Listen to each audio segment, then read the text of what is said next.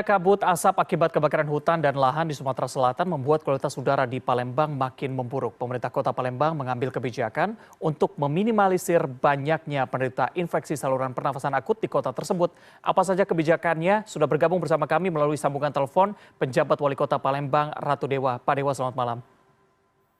Selamat malam, Mas. Pak Dewa, beberapa hari ini memang kualitas udara di Palembang masuk dalam kategori berbahaya. Apa saja yang sudah Anda lakukan untuk melindungi warga di sana? Baik, terima kasih, Mas. Saya di hari kedua sebagai penjabat Wali Kota Palembang terus bergerak cepat. Bahkan saya kumpulkan seluruh para pejabat yang ada di pemerintah Kota Palembang, mulai dari pejabat kelurahan, kecamatan, bahkan organisasi perangkat daerah. Saya tinjau langsung ke lapangan. Pertama, saya lakukan pemetaan, dan yang kedua, saya lihat di ISPU-nya mulai dari angka di bawah 100, bahkan meningkat pada hari ini.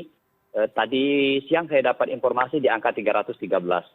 ISPU-nya ternyata cukup tinggi. Langkah yang kita lakukan, satu, seluruh kelurahan, seluruh kecamatan harus berada di lapangan. Ngecek titik-titik kalau ada kebakaran lahan. Ternyata dari kemarin kita memang ada dua kecamatan, Kecamatan Gandus dan Kecamatan Kertapati. Saya instruksikan untuk segera dipadamkan. Ternyata hari ini clear, Palembang nol. Tidak ada titik api, tetapi ternyata asap itu muncul dari kabupaten kota tetangga. Saya tetap waspada, pertama Dinas Kesehatan dan Puskesmas selalu proaktif untuk langsung menemui warga, bagi warga yang terdampak ISPA. Saya mendapatkan laporan ISPA-nya sudah tinggi, anak-anak juga, maka begitu selesai sholat istisqa, saya ajak sebagai pelopor utama kita untuk minta hujan kehadirat Allah Subhanahu wa Ta'ala. Saya rapatkan secara langsung tadi pagi, maka saya ambil keputusan anak-anak mulai dari SD, SMP, PAUD, dan juga termasuk sekolah-sekolah swasta harus melalui daring mulai hari Senin nanti. Artinya kita cabut edaran kemarin yang jam kerjanya, jam sekolahnya masuk jam 9, hari Senin kita lakukan dengan daring. Demikian, Mas. Oke, baik. Itu yang baru saja ingin saya tanyakan. Karena tadi dari gambar yang kita lihat, video yang tayang di televisi ini menandakan atau memperlihatkan bagaimana anak-anak beraktivitas di luar ruangan tidak menggunakan masker, yang itu justru berbahaya. Daripada memundurkan waktu pukul 9, lebih baik memang sehingga anak-anak tidak beraktivitas di luar ruangan dengan pengambilan secara daring. Apakah ini juga sudah dibicarakan juga dengan gubernur mengenai keputusan yang akan Anda ambil untuk hari Senin nanti?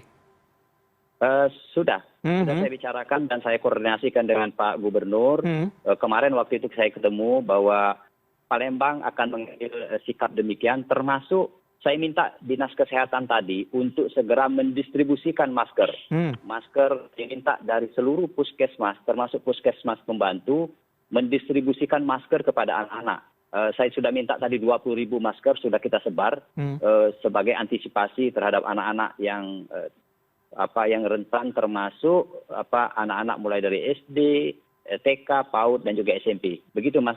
Baik. Ini kan berbagai pencegahan juga akan dilakukan begitu ya, termasuk di awal tadi Anda katakan sudah banyak sekali warga di sana yang memang terkena ISPA begitu. Apakah Anda memiliki datanya, sudah berapa banyak dan di mana lokasi yang paling banyak ya? Kita sudah mendapatkan data yang kita dapatkan hampir tembus di angka 4.000 lebih ya. Tersebar di beberapa kecamatan dan kelurahan. Di antaranya ada di Kecamatan Gandus, ada juga di Kecamatan Sukarami. Dan itu langsung saya breakdown ke tingkat bawah. Harus proaktif. Anak SD-nya di mana? Anak SMP-nya di mana? Saya minta seluruh petugas kesehatan, seluruh petugas Dinas Kesehatan dan juga petugas puskesmas mendatangi anak-anak yang terkena ISPA itu. Karena juga saya aktif di sosial media, cukup banyak pengaduan ke saya, orang tuanya mengadu ke saya, maka saya instruksikan baik malam, siang, pagi, sore, petugas kesehatan proaktif mendatangi anak-anak kita yang terkena dampak ISPA itu, Mas. Baik. Pak Dewa, selain Anda akan memindahkan belajar yang tadinya secara langsung menjadi daring, apa saja yang akan Anda lakukan ke depannya untuk melindungi seluruh warga, tidak hanya anak-anak saja? Ya, pertama kaitan dengan anak-anak, kita sudah minta pengawasan secara ketat. Artinya proses belajar mengajar itu harus memang diawasi oleh para gurunya. Guru tetap berada di sekolah masing-masing, Tetapi ada hal yang saya perhatikan betul dengan Dinas Kesehatan, bagi anak-anak yang tidak mampu, tolong saya minta pemetaan secara konkret. Karena kita tahu proses di sini pastikan persoalan kuota dan lain sebagainya, semuanya harus clear. Sedangkan warga-warga lain yang juga rentan, saya sudah buat posko yang tersebar di seluruh kecamatan, semua sudah standby. Bahkan saya instruksikan seluruh puskesmas, seluruh petugas kesehatan, dan juga seluruh dinas yang ada kaitan dengan itu, tidak boleh alat komunikasinya mati. Baik siang, malam, bahkan tengah malam harus standby semua. Karena ini adalah saya menganggap hal yang harus serius kita tangani, apalagi Palembang kena imbas yang luar biasa asap terkena dari kabupaten kota lainnya.